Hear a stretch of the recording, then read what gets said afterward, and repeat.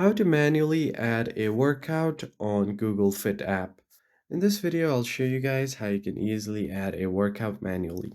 So the first thing you're going to have to do is open up your Google Fit app and make sure that you are logged into your account. Once you are logged in, on your home page, you'll find this plus icon at the bottom right corner. Just tap on it and there are different options that you can do here.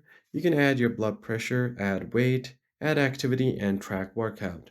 From here, you just want to head over to add activity and choose an activity that you want to add. So simply tap on the activity option, and then from here, you can choose whatever activity you want. So let's say if it was weightlifting, tap on it. Now you can add a title, then choose the start time from here. So let's say if I did my workout from 9 p.m. and then let's say 9:30. From here you can tap on OK.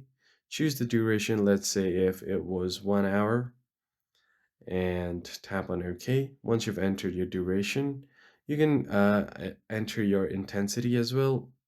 So let's say if it was 100 beats per minute on the intensity.